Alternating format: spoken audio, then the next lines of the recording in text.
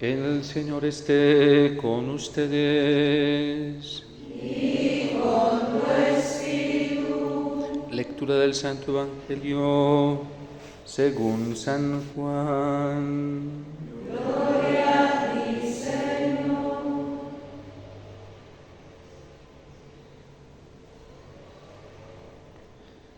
En aquel tiempo Jesús dijo a los judíos: Mi Padre sigue actuando y yo también actúo. Por eso los judíos tenían más ganas de matarlo, porque no solo quebrantaba el sábado, sino también llamaba a Dios Padre suyo, haciéndose igual a Dios. Jesús tomó la palabra y les dijo: en verdad les digo, el Hijo no puede hacer nada por su cuenta, sino lo que ve hacer al Padre. Lo que hace éste, eso mismo hace también el Hijo, pues el Padre ama al Hijo y le muestra todo lo que Él hace, y le mostrará obras mayores que ésta para su asombro. Lo mismo que el Padre resucita a los muertos y les da vida, así también el Hijo da vida a los que quiere. Porque el Padre no juzga a nadie, sino que ha confiado al Hijo todo el juicio, para que todos honren al Hijo como honran al Padre. El que no honra al Hijo, no honra al Padre que lo envió. En verdad les digo, quien escucha mi palabra y cree al que me envió, posee la vida eterna y no incurre en juicio, sino que ha pasado ya de la muerte a la vida.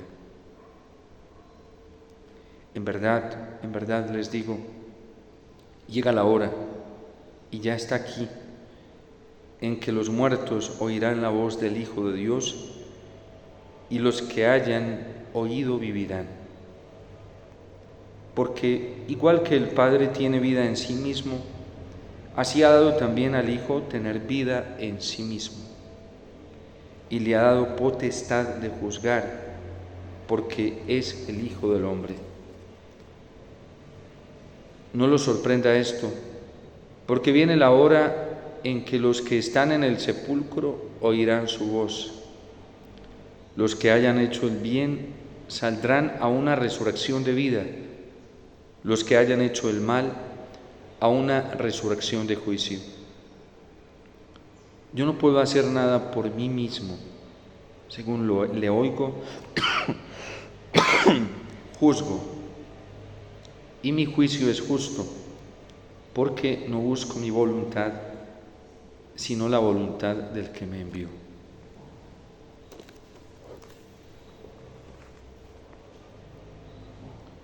Palabra del Señor. Gloria a ti, Señor Jesús.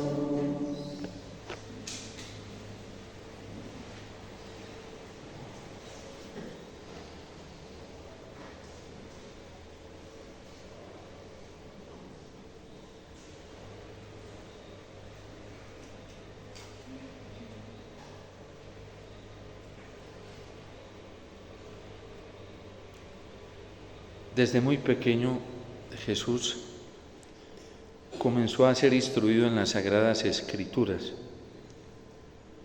Y esta formación que recibía de San José y de la Virgen tenía un objetivo, un único fin, y era el de que él, en su naturaleza humana, pudiera detectar con mucha claridad, sobre todo por el testimonio de Dios en las Sagradas Escrituras, lo que le gustaba al Padre, lo que era la voluntad del Padre.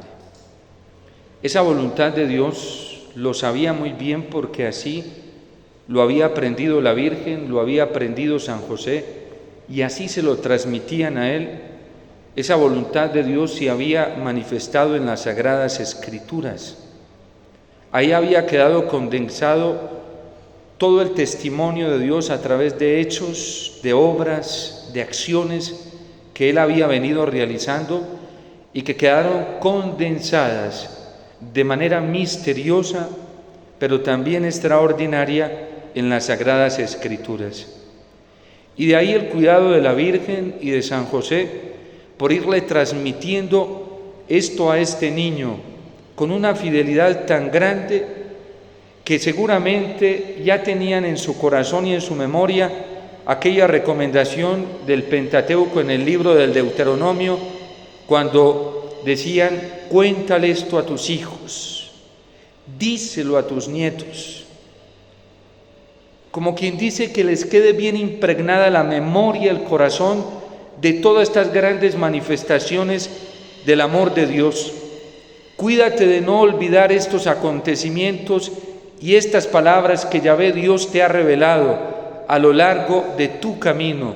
Se lo decía al pueblo, y la Virgen sí que fue fiel, y San José sí que fueron fieles en transmitir esto de manera íntegra, de manera clara y de manera contundente, para ir formando esa voluntad humana de Cristo, para ir formando esa inteligencia humana de Cristo, para ir formando esos sentimientos humanos de Cristo a la luz de la palabra de Dios, de los grandes acontecimientos que Dios había realizado y de esas palabras que Dios había transmitido en la ley, pero también en los profetas y en los salmos.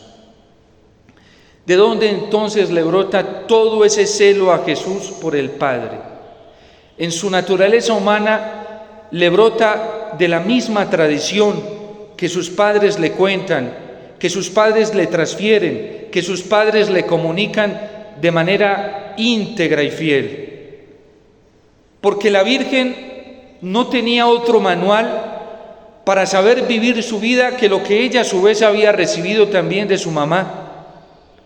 Y seguramente que su mamá y su papá, hombres fieles, también le transmitieron esta encomienda a la Virgen, y así la supo transmitir ella e igualmente San José. Por eso la Iglesia nos dice que nosotros no podemos esperar otra revelación igual o superior a la que ya tenemos. Y por eso seguramente la Virgen y San José se empeñaron en darle esa educación a este niño para que se diera cuenta que ya todo estaba revelado, que ya todo estaba manifestado, que lo único que tenía que hacer era descubrirlo. Y de ahí este testimonio de Cristo. Por eso Él dice que no necesita testimonio de hombres. Y aunque Juan fue una luz y una antorcha que dio testimonio de las cosas de Dios, ya Él tiene todo el testimonio de la intervención del Padre a lo largo de la historia de la salvación. Porque Cristo es un fiel conocedor de las Sagradas Escrituras.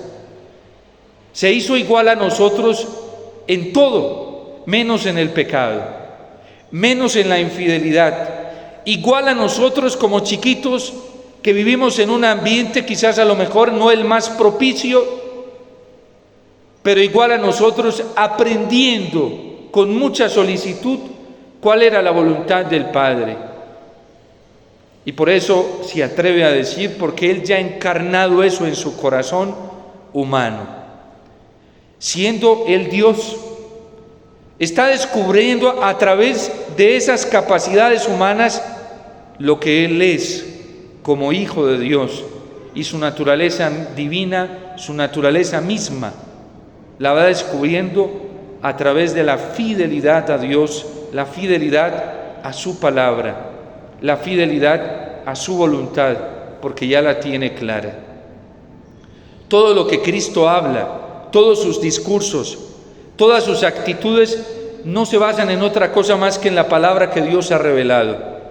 Se conoce muy bien todas las Sagradas Escrituras, se conoce muy bien el Antiguo Testamento porque lo ha tomado como manual de vida para sí mismo.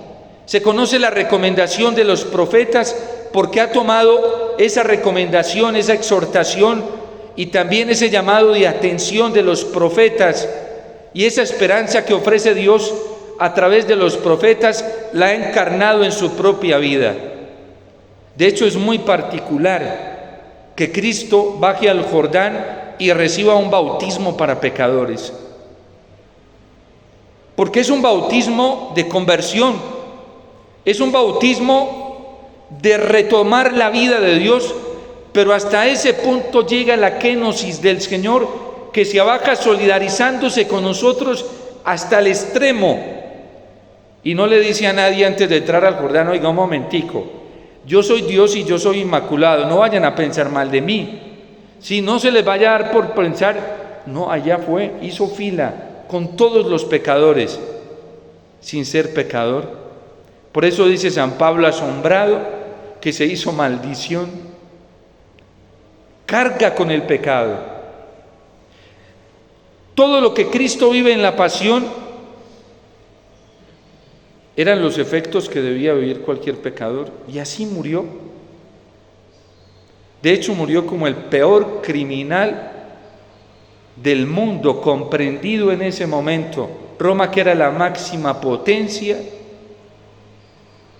lo pone en el patíbulo público, en la cruz. Para eso los elevaban en la cruz en los lugares altos, para que el mundo conociera que habían sido una amenaza para la estabilidad nacional del imperio.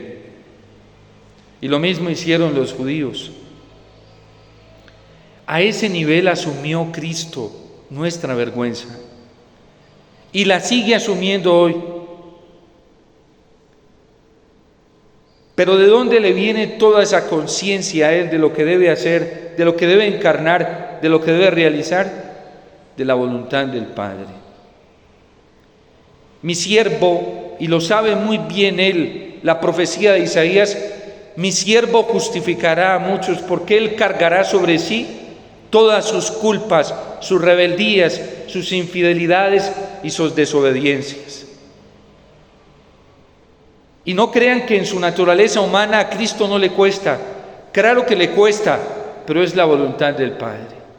Hijo, debes hacerlo si quieres ayudarme a salvarlos a todos. Y cuando ve el querer del Padre, no se resiste.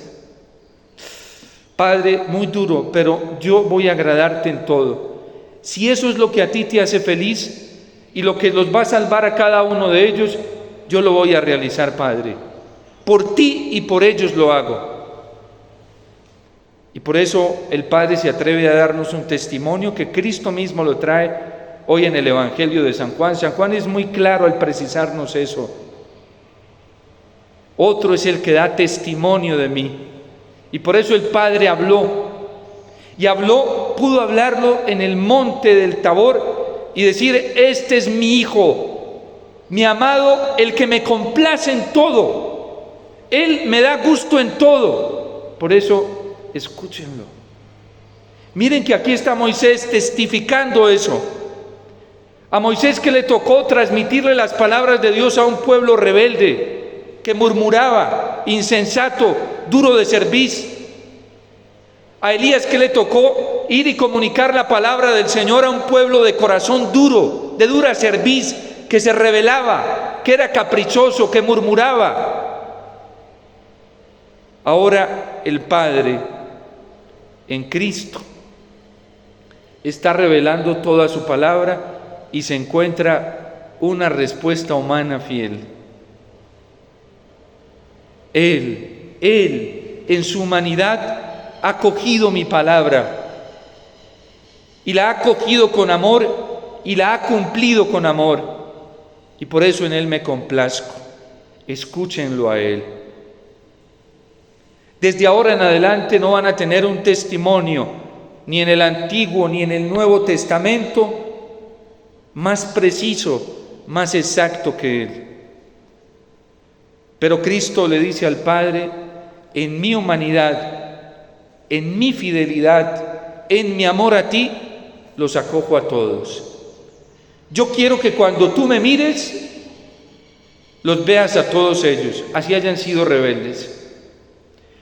Y si alguno de ellos te debe, yo te voy a pagar por ellos. Y si te queda debiendo más, pues a mi vuelta, Padre, te lo voy a pagar todo por ellos. Y por eso el Padre nos sigue dando la oportunidad hoy. Y por eso también el afán del Padre es que para volver a Él lo hagamos a través de su Hijo, haciéndole caso a Él, acogiéndolo en todo. Cristo es el ejemplo más claro de la acogida de la voluntad de Dios, de esas leyes divinas, de manera íntegra y exacta. Cumplió con exactitud la voluntad del Padre, a la menor señal de la voluntad de su superior, que es el Padre. Por eso San Bernardo de Claraval dice que la obediencia de Cristo es la única obediencia perfecta, y después de la Virgen. Pero la obediencia de Cristo, porque obedece al simple deseo del Padre y se anticipa a la orden. El Padre está angustiado viendo a sus hijos perderse, y el Hijo no espera que le diga: mi hijo, vaya usted. No, el Hijo le dice, y los salmos lo testimonian: aquí estoy, Padre, yo voy a ir a hacer tu voluntad. Lo quiero porque yo llevo tu ley en mis entrañas, y porque sé que ante tanto amor que tú has dado y no te han correspondido, yo hoy quiero consolarte para que encuentres en mí la respuesta que siempre has esperado de todos ellos. Y por eso la Eucaristía es la única ofrenda perfecta. Cuando nosotros nos unimos a Cristo, en la Eucaristía Cristo nos une a Él, y el Padre ve la obediencia de todos los que se unen a Cristo en la Eucaristía, y eso lo consuela y lo agrada. Yo recuerdo, antes de la ordenación sacerdotal, vísperas, una monjita a quien aprecio mucho me puso un mensaje como de 2 minutos, y a mí nunca se me olvida eso cuando estoy en la Eucaristía. Me dice en ese audio: hermano Omar, mañana serás otro Cristo en la tierra. Que con cada Eucaristía hagas sonreír al Padre. Y yo pienso en Cristo, que se ofrece dando gracias, porque no se ofrece de mala gana, ni reprochando, como lo había hecho el pueblo anteriormente, murmurando, reconjuneando, se fue al desierto. No, dando gracias te bendijo. Sabe que va a vivir una injusticia. Sabe que no es su culpa, que es la nuestra. Y sabe que nosotros mismos lo vamos a traicionar, que nosotros mismos lo vendemos. Pero mira al Padre y, dando gracias, lo bendice y se entrega. ¿Cuándo llegaremos nosotros a hacer esa ofrenda perfecta? Cada vez que nos unamos a Cristo en la Eucaristía. No hay otra posibilidad. Y entonces el Padre nos mirará, y cuando vea eso se cumple lo de Isaías: Sión, Marta, Juan, Alberto, Omar, Dios no se ha olvidado de ti. ¿Cómo podrá olvidarse una madre del Hijo que lleva en sus entrañas? Y si ella te olvidara, yo nunca me olvidaría de ti. Tanto nos ama Dios que Él mismo nos dio la ofrenda perfecta para que nos salváramos. Y el sacrificio más grande lo hace el Padre. Por eso Cristo se sacrifica, porque Él ve la entrega del Padre.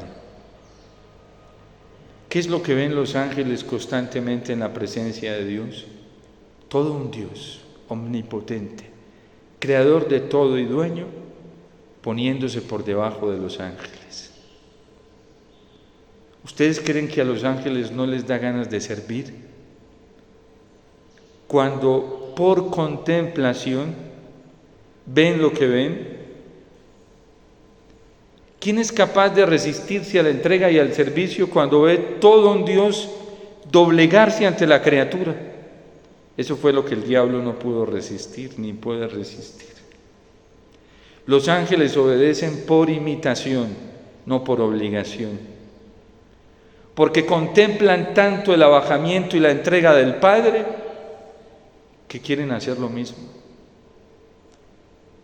Alguien me decía una vez, yo nunca lo había escuchado, porque siempre le preguntaba al Señor, yo por qué, a mí no me satisfacía pensar en los ángeles como servidores que están ahí listos para que los manden, ¿sí? Eso no me daba como satisfacción. Yo decía, claro, están determinados, entonces les toca. Pero eso no llenaba mi corazón. Y un día escuché esto de una persona que me dijo, es que nosotros tenemos que pedirle mucha ayuda a los ángeles. Ellos se ponen tristes cuando nosotros no los invocamos, porque ellos quieren hacer lo mismo que ven hacer a Dios, servir.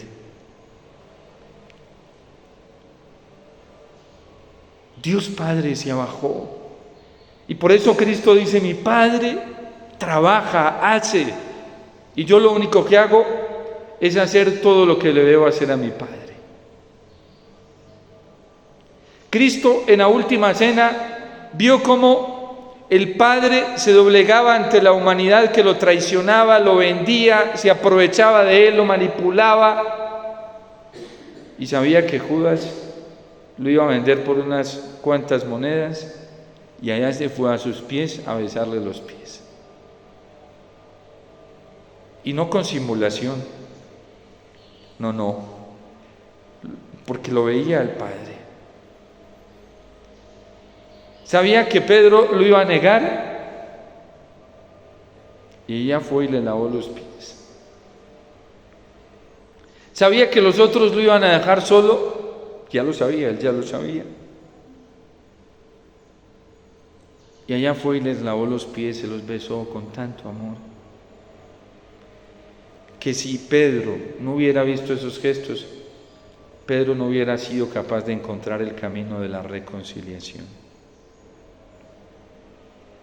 Nosotros tenemos que procurar vivir un camino cristiano no por obligación, sino por imitación. Tenemos que comenzar a contemplar más a la Trinidad. Por eso a la Virgen, aunque le cuesta, a la vez se le hace fácil y se plenifica haciendo la voluntad de Dios. San José, ¿ustedes creen que todo lo que San José le transmitió a Jesús, de dónde le vino? De ponerse a mirar al Padre. ¿Y dónde se ponía a mirar al Padre? En todas las Sagradas Escrituras, orando con los salmos. Porque es el testimonio más claro, preciso, inmediato que todos tenemos. Hoy, cuando la Iglesia, o a gran parte de la Iglesia, lamentablemente ha abandonado esa contemplación de la palabra de Dios para manosear la palabra de Dios. Y no solamente para manosearla, sino también para manipularla y a la hora de transmitirla, prostituirla. Porque hemos profanado el santo nombre de Dios, sus acciones, su voluntad, haciendo decir a Dios lo que nunca ha querido decir, presentando una imagen de Dios tan falsa que el Catecismo nos advierte cuando nos trae la explicación del Padre Nuestro, recogiendo toda la tradición de la Iglesia, nos advierte de cómo tan fácil podemos hacer una transferencia irreal de lo que es Dios cuando se lo presentamos a los demás. Por eso el Señor le dice a Felipe, y es San Juan que recostaba su cabeza en el seno de Jesús, quien nos está transmitiendo esto.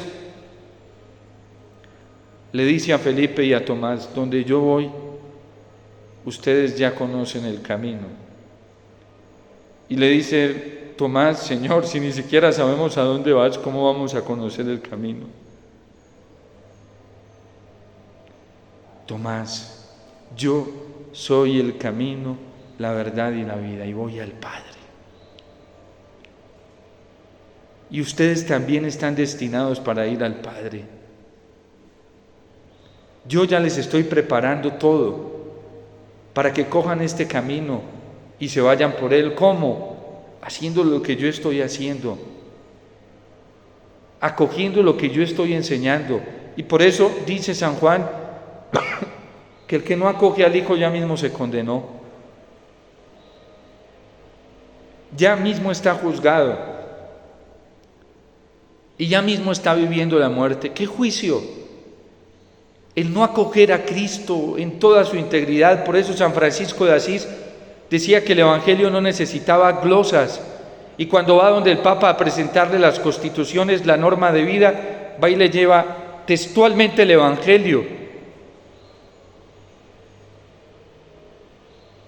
Porque el Evangelio lo único que necesita es ser vivido. Y fue el sufrimiento para el santo ver tantas interpretaciones erróneas de la palabra del Señor. ¿Ustedes creen que Dios es tan complicado como para llegar y ponerse a escribir volúmenes y volúmenes y volúmenes para complicarnos la vida?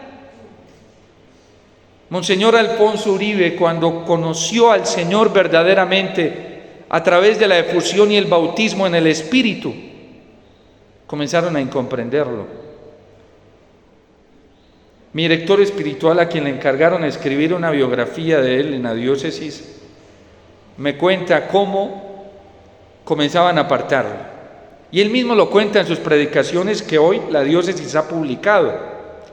Están en la página de la diócesis, en la delegación de comunicaciones. Y en esas predicaciones dice que algunos obispos se le acercaban, porque cuando él conoce verdaderamente al Señor, Monseñor Alfonso Uribe se tiró la carrera. Lo tenían listo para ser cardenal. Era vicepresidente de la conferencia episcopal. Y ahí comenzó. Ya no era atractivo. Y entonces unos obispos, lo cuenta a él, se le acercan y le dicen: Alfonso, ¿a ti qué te pasó? ¿Te devolviste a Trento, al medioevo? Y él dice, muy serena y jocosamente, dice: no, peor, me fui al siglo I, a los Hechos de los Apóstoles, porque sentí que me había complicado la vida, llenándome la cabeza de tanta cosa y vaciando el corazón de amor. Pero me fui al Evangelio y ahí estoy descubriendo a Cristo vivo, al Cristo verdadero. Y siempre en sus enseñanzas, yo tengo más de 100, no hay una donde él no empiece con la palabra del Señor. Es su guía, es su camino. ¿Dónde le comenzó a taladrar esto a él? Fue padre del Concilio Vaticano II, allá hubo un Pentecostés. Y él se dio cuenta cómo estaba la iglesia. Él lo pudo ver, lo que el Señor le inspiró a Juan 23, él lo vivió en su corazón. Y se dio cuenta que la iglesia se estaba quedando anquilosada, incapacitada para vivir fielmente al Señor. Y él mismo se dio cuenta que no podía seguir así. Y vino el Espíritu Santo y le mostró qué era lo que tenía que hacer. Alfonso, tienes que volver al Evangelio. Y eso ha hecho el Señor con todos los santos. Devolverlos al Evangelio, la buena nueva que es Cristo, sus palabras, sus acciones. Y para ir a Él hay que ir con un corazón sencillo, con un corazón deseoso de encontrarlo, porque le dice el Señor a Felipe. Felipe le dice: Señor, muéstranos al Padre. Si vas para donde Él, y si tú eres el camino, muéstranoslo. Dice Felipe: hace tiempo que estoy, con tanto tiempo que estoy con ustedes y no me conoces. Quien me ve a mí, ve a mi Padre. Todos los días, todos tenemos la posibilidad de contemplar al Padre. Cuando nos acercamos a la Sagrada Escritura con amor, sabiendo que allí Él nos va a hablar, como lo hacía Cristo cuando iba y leía a los profetas, cuando escuchaba a la Virgen transmitirle la palabra de Dios, él quería escuchar al Padre, como lo hacían ellos, los santos. ¿Cómo nos acercamos nosotros a la Sagrada Escritura? ¿Como un libro más? ¿O hasta con pereza y con sueño? Porque el salmista dice: oh Dios, tú eres mi Dios, por ti madrugo, mi alma está sedienta de ti, mi carne tiene ansia de ti. ¿Cómo buscamos nosotros al Señor? ¿Como el centinela a la aurora? Habría que preguntarle a los guardas que vigilan de noche qué significa para ellos ver la madrugada. Pobrecitos, cuando ya están, no ven la hora de que salga. Dicen que las horas, cuando comienza la madrugada, entre la 1 y las 4 son las más duras, ¿sí? Y no ven la hora de que salga el sol porque ya se pueden ir a descansar, ¿sí? ¿Cómo buscamos nosotros al Señor? ¿O es que nos han hablado tan mal de Él que no nos da ganas de buscarlo? Para eso tenemos a Cristo, que nos lo muestra, nos lo comunica con tanto amor. Yo no me he olvidado de ti, más bien hemos sido nosotros los que nos hemos perdido. Hace tanto tiempo que estoy con ustedes, Felipe, y no me conoces. Quien me ve a mí, ve al Padre.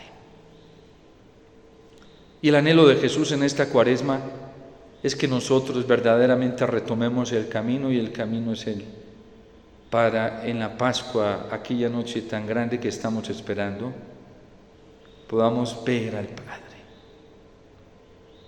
Ya no en un relato por allá lejano, donde abrió el mar en 2 partes, venció al faraón, no, ya viviéndolo en el corazón, llegando de esta Cuaresma con la experiencia de la purificación para poder ver la maravilla del amor de Dios.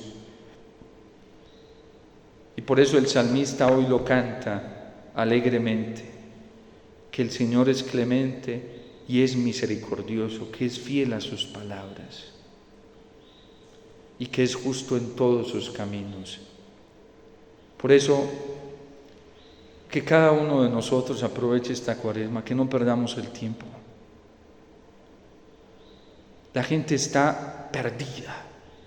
Es triste ver a los católicos desviados, escuchando una cantidad de doctrinas, unas falsas, mentirosas, otras que no conducen al Señor, otras que no transmiten vida, otras que no nos ponen en contacto con el Señor, y la gente perdiéndose en elucubraciones y en debates, y el Padre esperándonos para salvarnos. Que aprovechemos la palabra del Señor y sobre todo el sacramento de la Eucaristía, donde se nos manifiesta plenamente el amor de Dios, para que podamos reencontrar el camino de la felicidad, de la plenitud, el camino de Dios, que hace bienaventurados a todos los que lo encuentran. Que no nos despeguemos ni un segundo en esta Cuaresma y aprovechemos todo nuestro tiempo para buscar verdaderamente al Señor y así encontrarlo, porque quien busca, encuentra. Dios te salve María, llena eres de gracia, el Señor es contigo, bendita tú eres entre todas las mujeres y bendito es el fruto de tu vientre, Jesús.